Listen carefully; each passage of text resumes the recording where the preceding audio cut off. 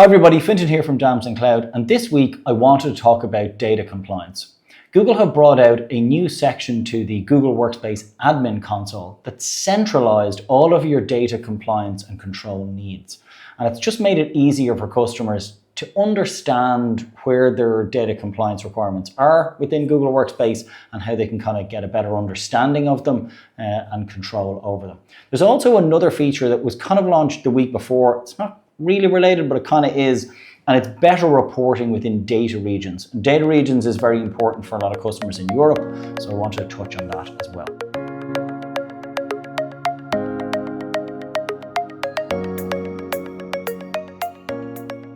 So the blog post I'm talking about from Google is called Managing Your Compliance and Data Controls from a Single Source in the Admin Console, and I recommend that you check that out.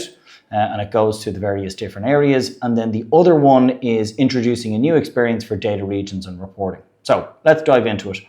If you're in your admin console, you'll notice this new area. They put a nice little new button or logo over it called data. And when we click on this, the first thing we see is your privacy is our priority.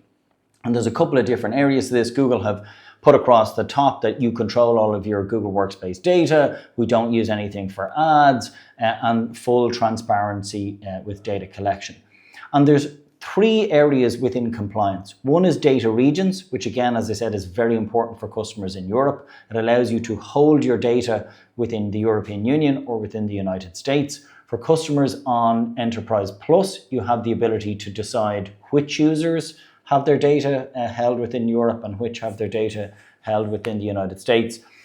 We then have client-side encryption, which allows you to add your own encryption keys.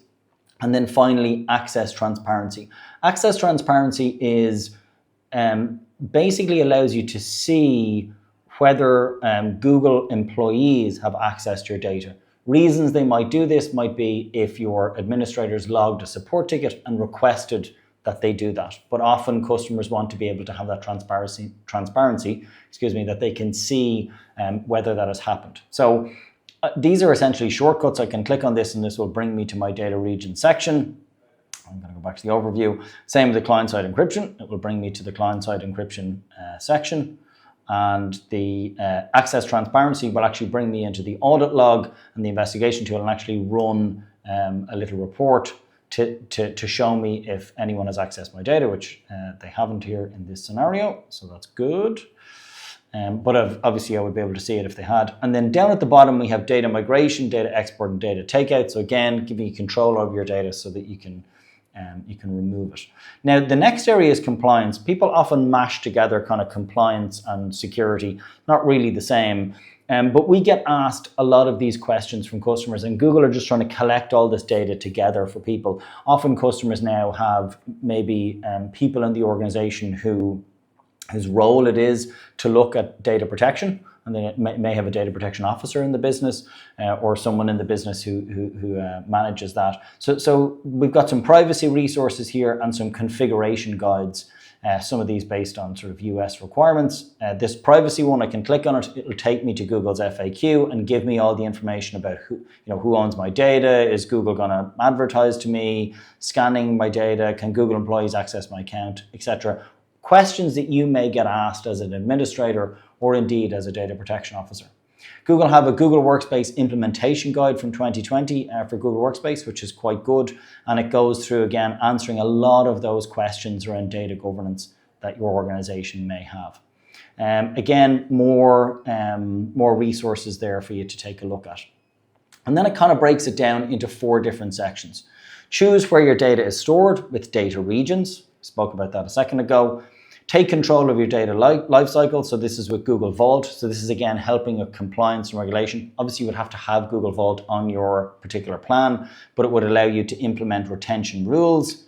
Data sovereignty, so encrypting your data, so that client-side encryption piece again, and then reviewing access transparency, have any Google staff actually accessed your information. So that's the new data section. And the last piece is the import-export. I kind of covered that briefly, but basically giving you the ability to easily import and export your data, data export and Google Takeout there, and data migration. The last piece I wanted to touch on was the reporting. So this is within the apps reporting section, and there's now a data regions bit. I have one here that I can show you. So the data regions piece here, we can see in this account for 24 users, 100% of the data regions has been applied. And we can see that all of the data is stored and processed within Europe. Okay, and we have a little tick next to Europe. The key down the bottom here shows you a tick for data that's stored and processed. And then if there's some sort of issue or it's experiencing some sort of error, it'll give a little triangle with the exclamation mark next to it. I don't have any of those, so I can see that that's all been applied correctly. So a nice little overview from the reporting section there, and kind of bringing everything together for you in that new data section. And answering a lot of questions, as I said, that customers do ask us when it comes to governance and compliance. We get asked about the privacy piece. Often customers are trying to get access to those white papers where Google has gone through and answered all of those questions for customers. Hopefully you found this update useful. If you are not, please do subscribe to our YouTube channel or follow us on LinkedIn and Twitter and Instagram.